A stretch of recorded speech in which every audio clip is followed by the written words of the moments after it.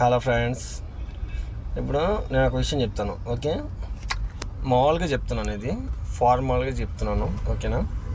ఇప్పుడు ఒక మనిషి ఉంటారు పిల్లలప్పుడు. ఓకే, సక్సెస్ఫుల్గానే ఉంటుంది. పిల్లలప్పుడు ఎవరైనా గారాబంగానే చేసుకుంటారు. వాడు వయసు వచ్చినాక ఓకే 20 ఏళ్ళు అంతవరకు బాగా గారాబంగా చూసుకుంటారు. సరే 20 నుంచి 25 ఏళ్ళు వచ్చేసరికి కూడా అటేట్గా బాగానే ఉంటుంది. సరే 25 ఏళ్ళు వచ్చినాక మ్యారేజ్ అయిపోయింది. మ్యారేజ్ అయిపోయినాక బాగానే ఉంటుంది. ఓకే, మ్యారేజ్ అయిపోయినాక ఏం జరుగుద్ది? మ్యారేజ్ అయిపోయినాక ఇంకేం అర్థం కాదు. జీవితం అటా పోతూ ఉంటుంది. ఎలా పోద్ది? ఇప్పుడు వర్షాలు పడుతున్నాయి, మన కాలువలో డొంకల్లో నీళ్ళు పోయినట్టు అటా తొలుకుంటా పోతూ ఉంటుంది అట్ట పెట్టి. ఓకేనా? ఆ పోయేటప్పుడు మనకేం అర్థం కాదు. ఓకేనా? ఆ తర్వాత ఏం జరుగుద్ది? పిల్లలు పుడతారు. పిల్లలు పుట్టినాక వాళ్ళు కూడా అటు ఇటుగా పెద్దగా అవుతూ ఉంటారు మనతో పాటు. వాళ్ళతో పాటు మన ఏజ్ పెరుగుతూ ఉంటుంది. అప్పుడు ఏం జరుగుద్ది? ఎంత వయసు వచ్చినప్పుడు వాడికి ఒక 20 వేసుకో. అప్పుడు మన వయసు ఎంత ఉంటుంది? 60. ఇప్పుడు అసలైన టాస్క్. ఓకే, మనం 60 ఏజ్ వచ్చింది. ఇప్పుడు మనకి 60 ఏజ్ వచ్చినాక ఇప్పుడు ఇది కాలం ఎలా తయారైందంటే, అదివరకు మన తాతల కాలంలో ఒక మనిషి 10 మందిని కన్నా కానీ పెంచగలిగే స్తోమత ఉండేది. ఓకే, కంఫర్టబుల్గా. ఈ కాలంలో నేను క్యాబ్ తిప్పుతూ ఉంటాను, ప్లస్ ఆటో నడుపుతుంటాను, ఫ్రూట్స్ అమ్ముతాను, కోకోనట్స్ అమ్ముతాను, అన్నీ చేస్తాను. అయితే ఒక మేడం ఎక్కింది, చెప్పింది, మేడం మామూలుగా ఈ చదువుకి అడుగుతూ ఉంటాం, ఇబ్బంది ఏం లేదు, చదువుకి ఎలా ఉంటాం మేడం, అది ఇది ఏదో అడిగితే మేడం చెప్పారు, మా బాబు నర్సరీ ప్లస్ ఎల్కేజీ అది చెప్పారు, ఒక 1 ఇయర్కి 1 lakh అంట. ఓకేనా? 1 ఇయర్కి 1 lakh అంట. ఎంత? ఒక నర్సరీయో ఎల్కేజీ సంథింగ్. ఇప్పుడు నేను ఎంత ఇప్పుడు 33 ఏళ్ళు. సరే ఇప్పుడంటే వదిలేసి, చిన్నప్పుడు ఇక్కడే చదువుకుంది. ఎక్కడ? ఓకే, లాలాపేట్లో గవర్నమెంట్ స్కూల్. ఓకే, నా 10th ఇప్పుడు అయిపోయింది 2011. ఓకే, హైదరాబాద్లో ఫ్రెండ్స్ అందరూ ఉన్నారు నాకు. ఎవడు? కదీర్, కిరణ్, ఖలీల్, జలీల్, తర్వాత నైమ్, అల్తాఫ్, మదన్, కృష్ణ, చాలామంది ఉన్నారు. ఆ ఫ్రెండ్స్ని కూడా ఇప్పటివరకు నేను కలవాలి మొత్తాన్ని కూడా. ఓకే, ఈ వీడియో చూసి ఎవరైనా ఉంటే నెంబర్ పెట్టేసేయండి, డైరెక్ట్గా పేరు పెట్టేసేయండి, నాకు అందరూ గుర్తున్నారు. ఓకేనా? గుడ్. ప్లస్ నాకు అది కావాల్సింది చెప్తున్నాను. ఇప్పుడు నేను చదువుకున్నప్పుడు మా డాడీ కూడా చదివించిండు, బాగానే చదివించిండు. 2 వరకు చదివించిండు, ఇబ్బంది లేదు. 3rd క్లాస్ నుంచి నేను ఇక్కడ గవర్నమెంట్ స్కూల్లోకి పోయినాను, లాలాపేటలో. 3rd క్లాస్ నుంచి 10th వరకు సింపుల్గా 7 సంవత్సరాలు. 1 ఇయర్కి ఎంత అబ్బా ఫీజు? 100 రూపీస్. ఇప్పుడు ఆమె చెప్పింది ఎంత? మేడం గారు 1,00,000 రూపాయలు చెప్పింది ఒక ఎల్కేజీ పిల్లగానికి. అరే ఇక్కడ సంపాదన ఎంత ఉందిరా? రోజుకి 500-700 రావట్లా? ఓకేనా?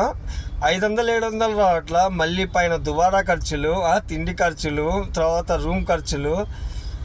ఈడేమో ఒక సంపాదన ఎంత వచ్చినా ఏడగడిగా సరిపోతుంది. ఇంకా 1,00,000 అంటే నుంచి తెస్తాం బా ఇక్కడ. అప్పుడు అంటే నేనంటే సరే సింపుల్గా అట పోయి 7 సంవత్సరాలు వేసుకో, 700 వేసుకో, ఇంకా గుడ్ల ఖర్చులే వాళ్ళు పెట్టుకునేది.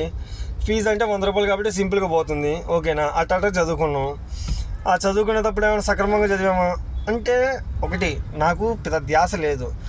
ఇన్ని పెద్దగా అయినాక ఇన్ని కష్టాలు ఉన్నాయని తెలిస్తే సింపుల్గా అప్పుడే ఫస్ట్ ర్యాంక్ తెచ్చుకోకపోయినామా? బంగారులాగా ప్రతి ఒక్కరు ఫస్ట్ ర్యాంక్ తెచ్చుకుంటాడు, పెద్ద ఇబ్బంది ఏం లేదు ఫస్ట్ ర్యాంక్ తెచ్చుకోవడం.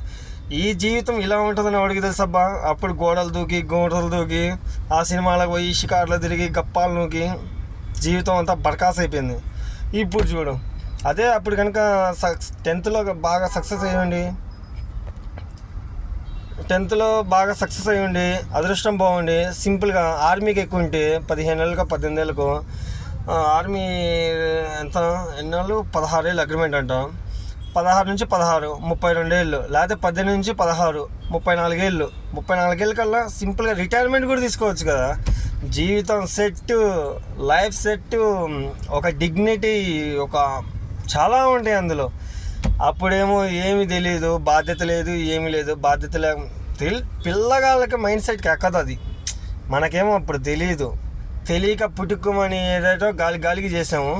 ఇప్పుడు చూడు, పెద్దగా అయినా ఉన్న కష్టాలు చెప్పినానుగా. ఇప్పుడు మనకు వచ్చే సంపాదన ఈ ఉన్న రేట్లకి మ్యాచింగ్ కావు. ఈ రేట్లేమో పెరిగిపోయినాయి, మనకు వచ్చే సంపాదన ఏమో తక్కువ. దానికే సరిపోయింది, మనం ఏం చేయడానికి వీలేం లేదు. ఇంకా మళ్ళీ సేమ్ ప్రాసెస్, పిల్లగాళ్ళని మళ్ళీ గవర్నమెంట్ స్కూల్లో పంపించడం.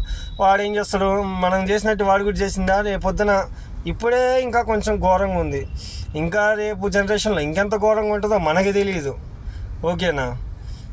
దాన్ని బట్టి ఇప్పుడు సరే మనం జాగ్రత్త కష్టపడుతున్నాం, కానీ ఎంత కష్టపడ్డా ఉపయోగం లేదబ్బాయి. మనం చేసే ఖర్చులకి, మనం చేసే వాటికి దానికే సరిపోతుంది. ఇక్కడ మనకు ₹10 కూడా మిగలట్లా. ఓకేనా? సరే, మనం ఇప్పుడు అంటే ఎతకాలి, సంపాదన మార్గాలు ఎతకాలి. ఎతుకుతున్నాం బ్రో. మొన్న లింగలింగ్ అనుకుంటూ ఒక 8,000 వచ్చినాయి.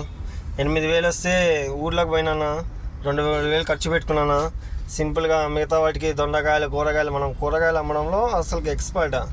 అట్లా పోయి కూరగాయలు తెచ్చుకున్నామా 5,000 పెట్టి. అవి కాస్త డమామని కొంచెం అటు ఇటుగా అమ్మేసానా, మొత్తం డబ్బులు మొత్తం పోయినాయి. నాకేం అర్థం కాల. మళ్ళీ వచ్చినాను హైదరాబాద్కి వచ్చి, ఇదిగో కార్ ఎత్తుకున్నాను, ఊబర్ కారు. మళ్ళీ దీన్ని ఒక మేనేజ్ చేసి ఒక 10-20 రోజులు మేనేజ్ చేస్తే మళ్ళీ ఊరికి పోవచ్చు. ఊరికి పోతే లెక్క అయితే ఆటో కొనుక్కోవాలి, ట్రాలీ ఆటో కొనుక్కోవాలి. సింపుల్గా ఎక్కడైనా మెటీరియల్ ఇప్పుడు తోటలలో దొరుకుతాయి, తోటలలో ఎత్తుకోవాలి. సింపుల్గా రొటేషన్ చేసుకోవాలి. మనం స్టెప్ ఎదగాలి. అంతేగాని 500, 600, 700, ₹1,000 ఇవి మనకు సరిపోవబ్బా. స్టెప్పులుగా ఎదిగి మనల్ని మనం అప్డేట్ చేసుకుంటూ, ఎంత కష్టమైనా ఇంకా ఎలానో స్కూల్ టైంలో తప్పు చేసాము, ఇలాంటి టైంలో కూడా తప్పు చేస్తే ఇంకా మనం అసలు ఉండడం కూడా వేస్ట్. అందుకే ఏది ఏమేమి చేసినా కానీ మనం చేయడం. ఓకేనా? సక్సెస్గా ఉండాలి, అది నా ఆశ.